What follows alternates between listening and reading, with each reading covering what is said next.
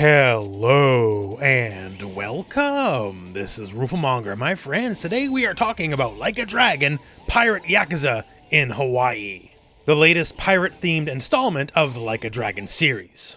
So one thing to note out of the gate, this whole video, this preview will be spoiler-free.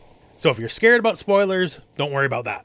Secondly, you might be wondering, why is the rooflemonger of all people making this video? Well, what happened here? Well, Sega was very kind enough to invite me over and have a gander at the game before the launch. Your favorite RGG studio influencer is at it again. Sega had to make sure that the latest incarnation of Virtua Fighter inside the Yakuza games was up to snuff, so they brought in the right man for it. I had to put it through some very rigorous testing, but I can assure you that yes, this version's incarnation of VF inside the Yakuza definitely works out. That's Mariner's power! And hey, RGG Studio is also making the upcoming Virtua Fighter 6 as well. So funny story about that. You see... Connection terminated. Sorry, I didn't mean to talk your head off about that. You know how I get about Virtua Fighter. Really excited for Virtua Fighter 6. But now, let's get back to Yakuza Pirate in Hawaii. So, in case you don't know the premise, in case you don't know the setup, once again, spoiler free, but you are playing as Goro Majima. This is not a Kiryu or a Ichiban game. And in what is already a very silly series, Majima is just about the silliest characters. So one day he washes up ashore, has amnesia, and we just kind of go from there. And he's a part of the world where having, Age of Discovery style ships is completely normal, and ship battles and piracy, like it's the 17th century, is completely normal, and we just go from there. Hey, just go with it. Just go with it. And naturally, with the whole piracy and pirate theme, well, ships are a very big deal. Now you can see my beautiful all-camo ship. We got rocket boosters on the back. We got our plasma cannons ready to go. Obviously, this is not exactly a normal pirate game. But don't worry, it is still, despite not being the average, still very much a pirate game. Your ship battles, sailing, your crew, your equipment all play a major part. And of course, like any good pirate, you're going to be going sailing for plunder. And in the course of that, you're going to be getting into just as many fights on land as you are in the sea. And works out just fine because this is a combat-focused game, and the combat's some of the best it's ever been in the Like a Dragon series. So for combat, on the ground at least, it is much more in the action-style game of a lot of the Yakuza series. And Majima has multiple fighting styles. So he has, I guess you would have gone and called the gangster style, the more classic style. Fights kind of hand-to-hand, fights with a knife, lots of dirty tricks. Very agile, very fast. And to contrast, he also has the pirate style. Here, very much on brand with the theme of the game, I suppose. Dual-wielding cutlasses, has a big pistol, has grappling hooks. This is a lot more of a big toolbox in comparison to the more normal moveset. And with it, combat is definitely pretty evolved in this version of the game. One of the big deals is combat is a lot more aerial this time around. All sorts of juggle combos, all sorts of actual jumping offense in the game as well. We're getting a lot closer to the classical character action style games. So if you're a fan of rewarding skill-based combat that's just not another Souls game, this is a pretty good place to go to. And of course we got the iconic heat actions, all sorts of heat actions in the game. But we're getting a bit weird with it because we also have supers. And your super depends on which stance, which form of combat you're in. Pirate supers are summons. You can summon dark gods like the sadistic ape. Yes, this is still set in the real world, by the way. It's Yakuza, don't worry about it. And your summons will assist you during battle. Now, this is actually very helpful as there's lots of very large scale battles in this game. There's a lot of the usual, you meet the thugs on the street, but there's stuff like crew battles, island battles, and there can literally be 20 plus enemies at a time to deal with. So in a lot of the big, very large scale engagements, the summons help tip the turn of the battle on your side. The meter is a very precious resource. You don't want to just burn it on a random encounter. And that's just for pirate style. So gangster style also has its own super as well. And this one, Majima summons a bunch of clones of himself.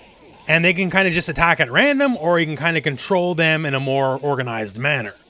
This is also very powerful for a lot of the more difficult fights of the game, as we'll talk about. There's actually quite a few, as these guys can do a lot of the heavy lifting while you're getting your butt kicked over and over and over again. As a fan of the series, I feel pretty safe in saying, in the pure action sense, this is the best the combat's ever been. It's good, there's a lot of freedom with the systems, all the classic stuff is still there, there's just even more on top of it. As for progressions and unlocks, it's mostly how it's been traditionally in the series. There's a whole giant tree and move list of stuff to work with, and you will slowly unlock everything over time. And a final note for combat. Yes, if you've seen the previews, your little tiger buddy, he actually does help in the fights. He doesn't do a lot of damage, but he will knock enemies out of their moves, and that's very helpful. Now, another very big deal of the game is customization. There's actually quite a bit of it. You know, we all love some good dress up. So when it comes to Majima, there's all sorts of hairstyles, hats, shirts, outfits, everything. And of course, being a pirate game, you can customize your eye patch, naturally. And for the people who love customization, I know customization means a lot to you, so don't worry. When it comes to making your outfits, you actually have multiple slots. 5 for Majima's normal wear, and 5 for his pirate look. So lots of customization ahead, lots of options and abilities to work with. And naturally, your little tiger buddy, you can customize him too. But that's not all. Now, naturally, you can upgrade your ship as you would expect. Upgrade the armor, upgrade the guns, cannons, all that kind of stuff. But you can also customize a lot about the look of the actual ship itself. And the series being what it is, if you want something more pirate appropriate, hey, by all means. But if you want something bright and garish, that's also very much on the table as well. The hull, the sails, the figurehead on the front of the ship, there's a lot of customization options to work with. For myself, you can see I sort of went with an all camo jungle theme because, you know, on the high seas, maintaining a low profile is very important. Making sure the enemy doesn't see you coming is a very big deal. And it just put a big smile on my heart that I could just do something so utterly tacky like this. Assassin's Creed Black Flag, eat your heart out. Now, with that said, actually, let's dig fully into the naval aspect of the game. Like, yo, this is a pirate game and you got a pirate ship. Yes, it's the year 2025. Why do we have pirate ships, let alone those with rocket boosters on the end? To be discovered, I guess. No spoilers. But it's all there. Naval combat's a very big part of the game, and how it works is like some other pirate games you may have played. So you have 2 main cannons on starboard and port of the ship, and they both fire independently of each other, and they have recharge timers. So while one's on recharge, the other one's still good to go, right? So the idea is you just going to want to switch side to side. And yes, there's also a front main cannon as well. This is more of a machine gun vibe than like a proper cannon. But basically, you're always a threat, no matter what side you're on, minus behind the ship. Also, to help with mobility, because the game is a little silly, right? There's also boat drifting.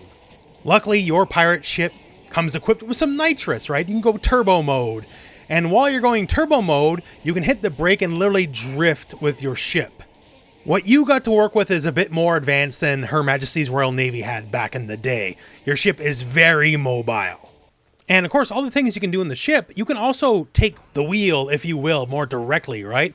You're not just stuck to the one view. You can get out there, bust out the telescope, scope out the islands. Island hopping and treasure hunting is a very big part of the game. Changing your view up also gives you a much more dramatic angle of a lot of what's going on for sure, especially as, things get really intense, really close up. And yes, boat ramming is a very valid tactic, FYI. In the middle of naval battles, you can even man the guns yourselves, or if you want a bit more of a close and personal touch, you can really go crazy. The naval aspect of the game is really well done. And of course, there's the whole crew aspect. Your pirate boat needs a big crew, right?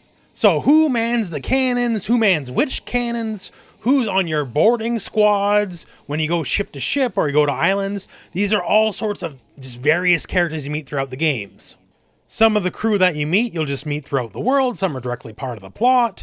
Your crew is basically Pokemon, effectively. Gotta recruit them all. They all have their own stats. They all have their own unique abilities and help you with just various different aspects of the game. And obviously things like the giant boarding party battles and the island battles, well, they're your crew. These are the people that are going to help you out in your fight. And a lot of these fights can get really wild, so you want as many crew as possible and you want the best crew possible. I ain't going anywhere without my buddy Rooster Man with a rocket launcher, personally. So your boat, your crew, the whole experience of the pirate lifestyle, huge part of the game. Now, as for activities and minigames, this is a Yakuza game, you're gonna have all the side content in the world. Just about anything that's ever been in the franchise at all will make its return here in Pirate Yakuza in Hawaii. Like, hey, you're looking at it, Dragon Cart, you better believe that's back. Aloha Tours stamp collections, yes sir. The full arcade experience is very much here.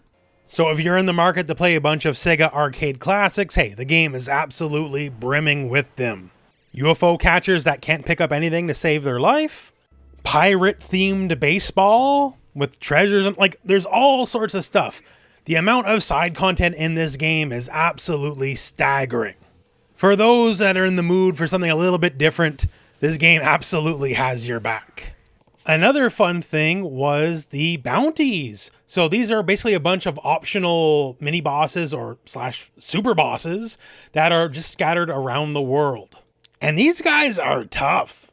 One of the Sega reps pointed me out to the first optional bounty here, right? And, they warned me, hey, these guys are pretty hard. And I'm like, well, what, I'm Mr. Fighting Games. Don't worry about me. And then, hey, sure enough, I got bopped. I got game overed here at the preview event. So these fights are actually kind of the real deal. I did eventually come back, because pride demanded it. And I cleared the bounties available in the starter area that we had. And you get big rewards for the bounties. Big cash payouts, and you need the money to get the upgrades. So it's a minigame, a system to watch out for.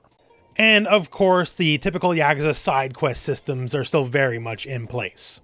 The only question is usually the side quests are where all the very comedic elements of the game happen. And now that the main quest is already, pretty crazy as it stands, how are the side quests going to out-crazy the main quest? We'll find out, I guess. Also, we have the Colosseum.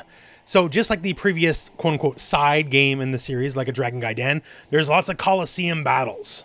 And these test your abilities at all aspects of combat in the game. So obviously, ship battles, pretty big part. Big crew battles as well. Effectively army versus army island battles. If you're looking for, some big additional rewards on top of what the base game already provides you, the Colosseum is definitely the place to go for it. Last thing to speak of, just the game world itself. So there's quite a bit to explore, as it is a pirate game, and obviously lots of islands. And you are very incentivized to go island hopping, because that's where a lot of the treasures are. And yes, there's a lot of treasures in the game. Probably should have mentioned that earlier, but yes, as a pirate, you're definitely out to acquire treasures. But treasures can be found all around the world, and a big part of the world is Hawaii itself is returning from Like a Dragon infinite wealth. And Hawaii is a very, very large landmass.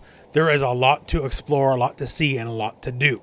The other main hub, however, is Madlantis. And in Madlantis, this is where all of our various pirate aspects of the game all come together. Certainly an oddball of an area in traditional Yakuza fashion, as you're going to find a lot of the high culture, hyper-rich people, and, actual pirates who seem centuries out of place. There's a lot of content here. You're going to be coming back here a lot. This is where you're going to be proving your worth as a pirate. And besides the big grand destinations, there's also smaller hubs, because, who else is going to take care of your cows?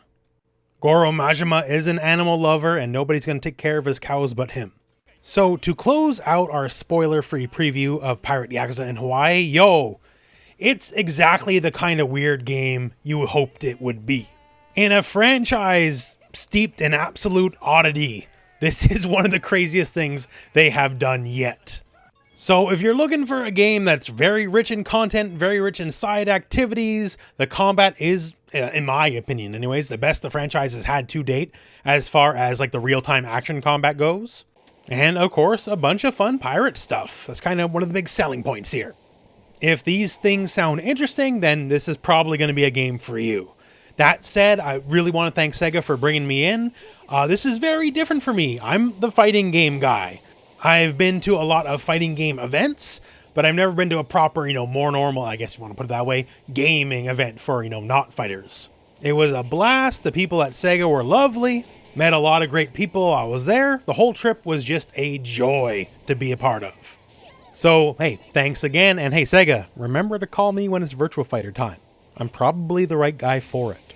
That all said, though, that is it for the preview, and that is it for the video. So thank you very much for watching. Hope this video has found you well, and go out and play some Like a Dragon Pirate Yakuza in Hawaii.